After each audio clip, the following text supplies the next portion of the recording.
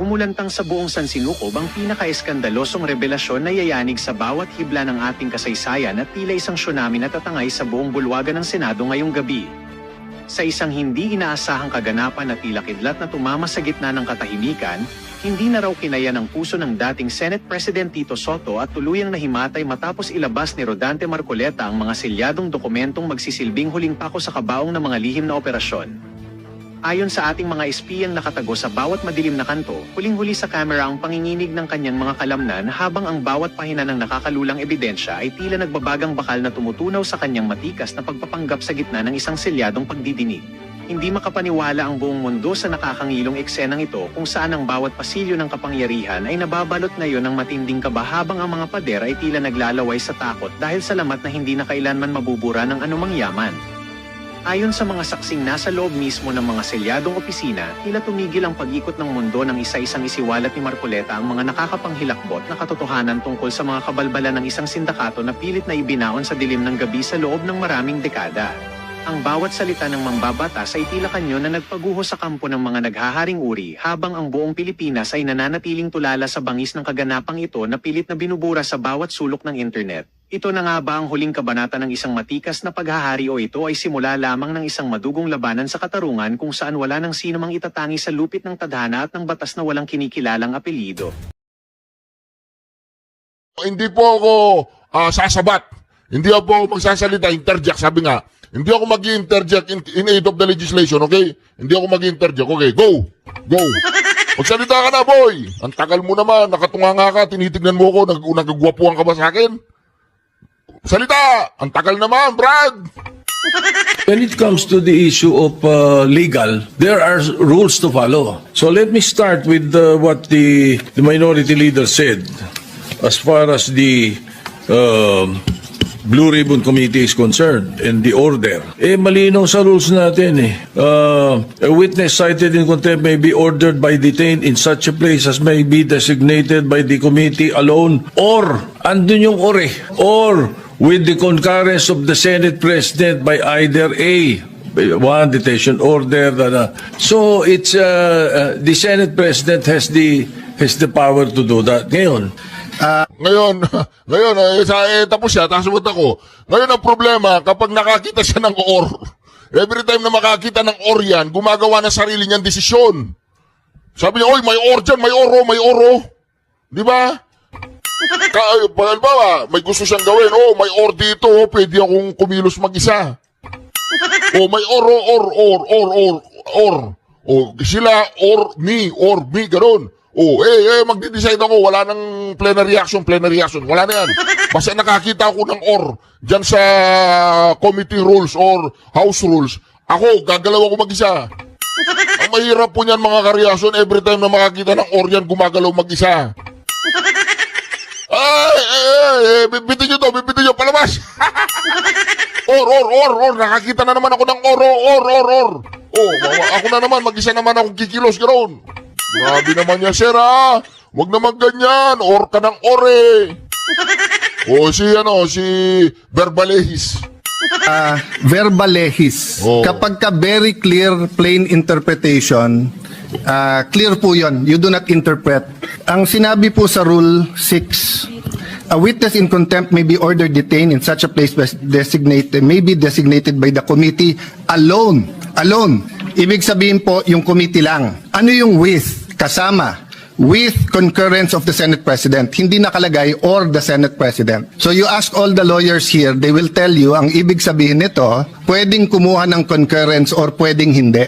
Yun yung or. Hindi po to committee or the Senate President. That's why if you go to the last paragraph, the order may be lifted by the chairman with the concurrence of the Senate President. The Senate President cannot lift. Ang nakalagay doon, with the concurrence, hindi rin pwedeng yung committee.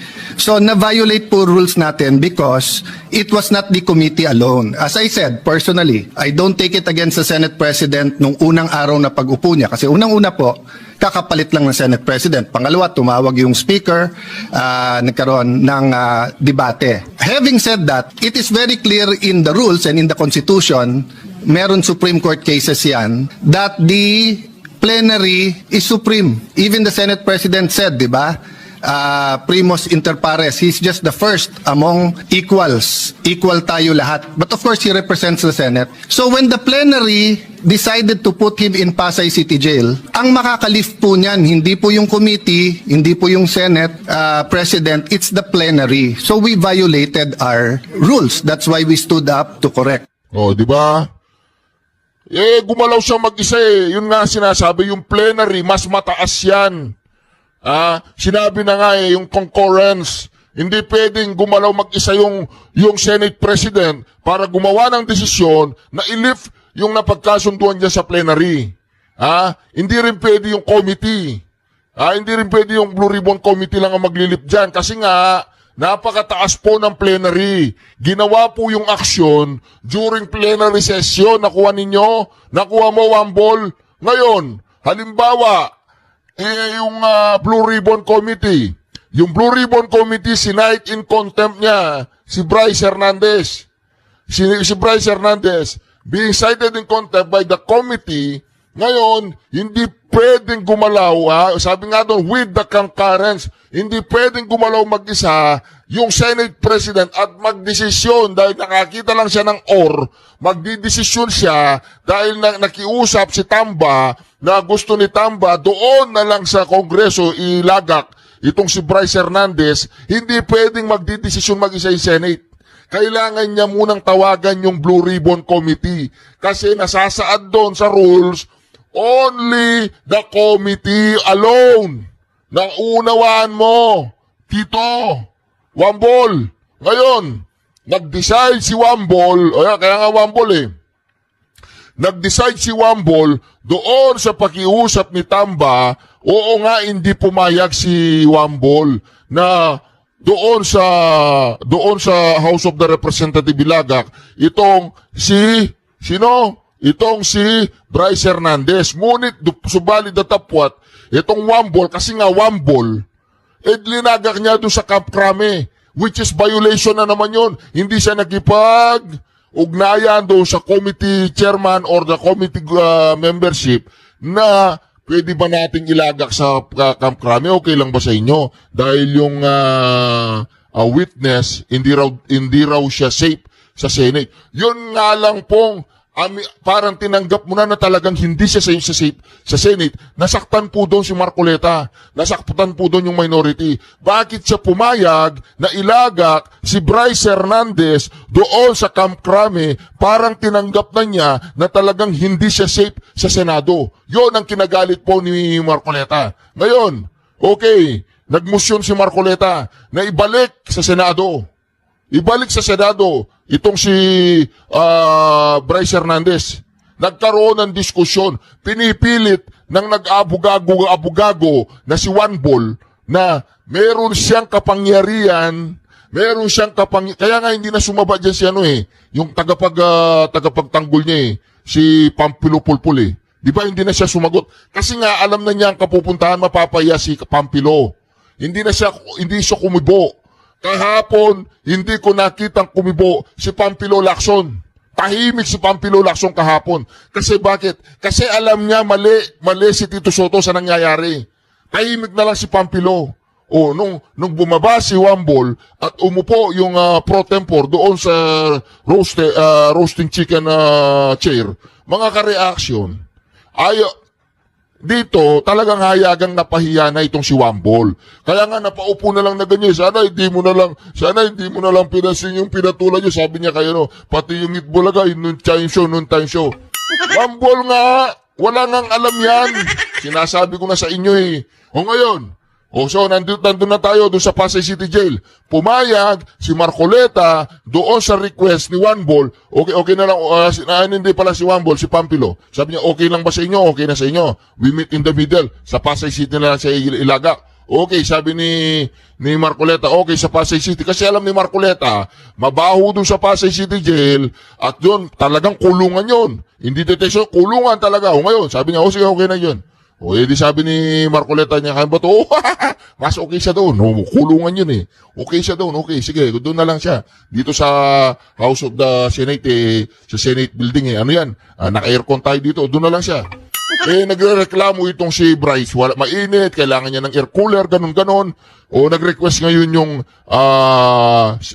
abogado niya na ibalik na sa Senado. Ngayon, walang pasabi na naman itong si Wambol, katulad ng ginawa niya doon sa House, ay ibinalik sa Senado. O ngayon, ano sabi ni Cayetano? Meron tayong nilabag na rules. Bakit ninyo binalik sa Senado si Bryce nang hindi nagmumusyon dito sa House, sa plenary? Yun ang sinasabi po ni Cayetano. Nag-gets po niyo, gusto yung ulitin ko, hindi. Mahaba-habang explanation po yun. Hindi pa ako nag-aalmusal. Di po ba mga kareaksyon? Kaya dito wag na po tayong magtaka kung itong si Wambol, isang araw, wala na, hindi na siya Senate President. Kasi mapapagod yung mga kasama niya sa kakaturo sa kanya about the rules, about the law. Hindi ka nagpunta dyan para turuan ka ni Professor Alan Peter Cayetano about the rules of law. Yung rules of the House. Walang time yan. Ngayon, sabi sa amin ng mga ganito na lang ba tayo araw-araw? Napapagod na ako sa katuturo kay Wambol. Sinabi, pag nakakita yan ng gumagalaw yan mag-isa. Gagalaw mag-isa yan pag nakakita tayo ng Napakahirap po ng pagkasama mo ganun no? Parang nasa kusina ka. Araw-araw kasama mo siya. Araw-araw hindi na natuto, ilang taon na sa kusina, ilang pung taon na sa Senado yan. Hindi pa rin niya natututunan yung with the concurrence with the committee alone. Hindi na naintindihan yun. Bigyan mo siya ng kopya sa memorize niya. Hindi na nga dapat ipinapaliwanag yan Lantaran na yan di ba? Di ba mga kareasyon? Ito na po mga kareasyon! Alright, Reaction TVPH nagbabalik. Reaction. Napakaganda po ng pag-uusapan natin ngayon mga kareaksyon. Mantakin po ninyo si Senator Jinggoy Estrada. Willing po siyang buksan ang kanyang bank account. Madalang lang po yan mga kareaksyon Madalang lang yan. Pangalawa mga kareaksyon Pangalawa, si Senator Joel Villanueva, yung mga text messages ay mga fake. Dito mga kareaksyon, makikita po natin, iuusgahan po ninyo mga kareaksyon kung tunay at totoo ang sinabi ni Bryce Hernandez at kung mga kareaksyon, si Tito ba ay tuta ni Bryce? Si Tito ay tuta ni Tamba na tuta ni Bryce. Yun, ganoon. Si Tito ay tuta ni Tamba na tuta ni Bryce na tito ni Biko. Di ba? Ito na mga kareaksyon. Pension na ngayon, all of a sudden, safe na siya dito sa Senado. Gusto nila po ano tayo. Yan. Statements, comments, ideas, arguments being raised in this August chamber. But I think the very first question that was raised when we opened the session is when Senator Bato de la Rosa asked as to whether or not plenary action can be superseded, Mr. President, by any action of the committee or even the Senate President. Mr. President, let me put on record my disagreement, Mr. President, with the decision that was made when Senator Jinggoy Estrada made a motion here in this August chamber, which was carried upon by the members of the Senate. So it was no longer just Senator Jinggoy or the members of the minority. It is the entire Senate who made that decision. And we wanted to put on record, Mr. President, why we supported that motion of Senator Jinggoy Estrada. Mr. President, last Tuesday, when this guy, the assistant district engineer from DPWH, mentioned the name of this representation and that of Senator Jinggoy, he immediately stated that he is scared of the Senate. He is scared of the Senate because he mentioned two senators. And during that time, Mr. President, Senator Tito Soto is already the Senate President. And then afterwards, a lot of congresspersons would say that he is safer in the House of Representatives. And then the lawyers of this fellow would mention na ngayon, all of a sudden, safe na siya dito sa Senado. It puts a bad taste in the mouth, Mr. President, na para po bang may mangyayari sa kanya pag nandito siya sa Senado. And that's why, again, when Senator Jinggoy made that motion, we all supported him. And not just the members of the minority, but the entire members of the Senate. And so, Mr. President, even if the majority right now, including some members of the minority, would support the idea of bringing him here in the Senate premises, Senate custody, I will have no objection, Mr. President. But as a former majority leader, I tried to look at the rules, Mr. President. I have not seen a single line in the Senate rules that says the plenary action ay po pwede pong masupersede ng anumang suggestion ng committee o ng mga abogado po natin sa Senado. But again, Mr. President, let me put on record, I will submit with the wisdom of the majority. If that is the desire of the majority, na ibalik po siya dito, yes, I have no problems with that, Mr. President. It's just that I appeal to my colleagues here. Dear colleagues, kung kayo ho dito ang isa sa mga pinangalanan, kahit wala hong ebidensya, kung kayo po dito ang gunawan ng, sabi nga ni Senator Cayetano, hindi screenshot picture ng isang telepono. Kayo ho yung gawan ng ganun. Kayo ho yung gawan na sabihin, idinala sa bahay nyo yung pera. Doon po sa simbahan ng JIL Church. Mr. President, hindi ko ho alam kung anong mararamdaman nyo kung nasa sapatos ko po kayo. Kahit ho si Satanas, hindi papayag dun sa script niya. Tatanggap ka ng suhol sa simbahan.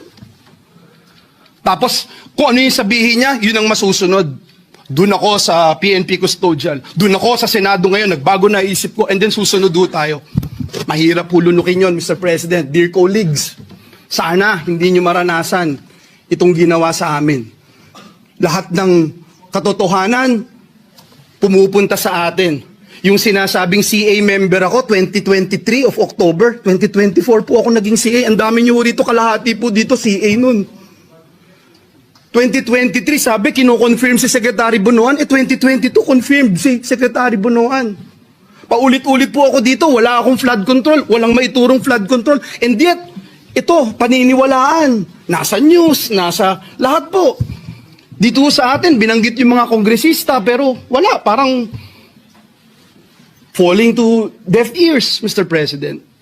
Again, Mr. President, hindi ko kailangan na may sumuporta sa akin dito sa Senado. Kahit isa po dito sa Senado, I appreciate yung mga naniniwala. Kung hindi kayo naniniwala, it's not my problem. Ang alam ko lang, Mr. President, mahirap na ikaw paparatangan tapos sa mismong sarili mong bahay, hindi ka maproteksyonan. Sa mismong sarili mong bahay, pinagdududahan ka o hindi ka man lang mapakinggan, Mr. President. At parang ang nagiging dating ngayon, kung ano ang gusto ni Bryce, nitong assistant district engineer, siya po yung masusunod. So yun lang Mr. President. Akin po, kung ibabalik po siya dito, let the plenary decide and let's continue to abide by our rules. Marami pong salamat, Ginoong Pangulo. Senator Jingo Estrada, Mr. President, would like to be recognized. Senator Jingo Estrada is recognized. Sandali lang po mga kareaksyon. Doon, mararamdaman po natin doon si Senator Villanueva. Well, inaano ko rin to si Senator Villanueva Anong tawag doon? Pinupulaan ko rin minsan, sinisita ko rin minsan sa ating vlog, pero narinig natin mga kareaksyon na naintindihan ko siya at parang talagang merong laman. Merong laman mga kareaksyon ng kanyang sinabi at yung mga intensyon na ginawa sa kanya doon sa mga circumstantial evidence na gusto nilang iparatang o i-connecta sa kanya mga kareaksyon ay parang napaka-imposible. Sabi nga niya sa JIL charts, doon ka tatanggap ng suhol, di ba? Pero mga kareaksyon, tingnan po natin kung saan papunta ito. Ito naman po si Senator JBRs ito. Thank you, Mr. President. Mr. President, this morning, I received a report that Mr. Bryce Hernandez was transferred here from the Pasay City Jail. and it came to as a big surprise to this representation, since we approved that Bryce Hernandez be committed to the Pasay City Jail. We approved it in plenary. Mr. President, last Tuesday, when he appeared before the TRICOM at the House Committee, at the House of Representatives, the opening statement, if my memory serves me right, of Mr. Bryce Hernandez is that, pwede ba dito na lang ako makulong? Ayoko pong bumalik sa Senado dahil merong mga senador na involved dito sa flood control. And much to my surprise, he mentioned this representation together with Senator Joel Villanueva. After his testimony, full of lies, according to the Senate President, he talked with the Speaker of the House, and they reached an agreement that he be committed at the PNP Custodial Center. But when I discovered that when he was at the PNP Custodial Center, not one OSA member was guarding him there. Ni isa sa mga OSA na dapat meron tayong physical custody of that person. Wala nang pakialam ang pulis dyan eh. Tayo na ang may physical custody. Pero nasaan? Nasaan ang nagagwardya sa kanya doon? Eh kung biglang tumakas yun, biglang pinatakas ng pulis yun, paano na? So after that, Kasi nga, paano na yung SP, si School Bukol, walang laman ng kukote. Eh, pinagano dyan sa plenary, pinagdadesisyonan dyan sa plenary, nag-agree kayo, okay, sige, sa Pasay City na lang. Bandang uli ay uuwi dyan kasi nagreklamo si Bryce, mabaho doon, mainit, walang aircon. Ngayon gusto niya dyan, di ba, aircon eh. Oh. nagdesisyon po tayo here, plenary, that we commit him at the Pasay City Jail. And everybody approved of it. When I made my motion, sinigundahan ni Majority Leader Senator Mig Subiri, and no one objected. At ang sabi dito, I got hold of this letter from the lawyer of Mr. Bryce Hernandez. Third to the last paragraph. We appeal for this because today there is renewed faith. Ito, September 15, today. Under your leadership, Senate President Soto, and with Chairman Lacson's stewardship of the Blue Ribbon Committee, there is assurance that the Senate will stand not only as a body of discipline, but as an exemplar of fairness. Mr. President, noong Tuesday, sabi ni Bryce Hernandez, ayaw niya rito. Kayo na po ang Senate President noon. Bakit ngayon sasabihin itong abogado niya, there is renewed faith? Bakit nung sinabi ni Bryce Hernandez, Senate President po kayo, wala ba siyang faith sa inyo noon nung nagsalita siya? Noong Tuesday, na ayaw niya bumalik dito sa Senado? Bakit ngayon niya lang sasabihin na meron siyang renewed faith? Bakit lagi natin sinusunod ko ano gustong kapritsyo ni Bryce Hernandez? Gusto niya malipat sa ano? Ayaw niya rito, nilipat niyo sa custodial. Nung nilipat natin sa Pasay, gusto niya naman ngayon malipat dito. Ano ba talaga? Why are we giving so much importance or credence to this person who is a liar, who is the number one suspect of this corruption, what is happening in our country today? Bakit? Bakit? Meron ba nagproprotection sa House of Representatives? Bakit nung nag-hearing ang Blue Ribbon Committee po, nung si Congressman Marcoleta pang chairman ng Blue Ribbon, nagbanggit si Diskaya, ilang congressman ang involved sa corruption. Pagdating nung kinabukasan, hindi na front page, hindi masyadong pinag-usapan. Nung si Bryce Hernandez na, nagbanggit ng 2 senador, front page na kagad kami. Kahit hindi totoo yung sinasabi niya, na walang basihan. 30% commission daw. Ang putang ina. I'm sorry. Strike out from the record. I'm sorry. The phrase is How can- stricken off the record. How can I demand 30%? What is his basis, Mr. President? Pagkatapos niyan, wala na, kumalat na. Front page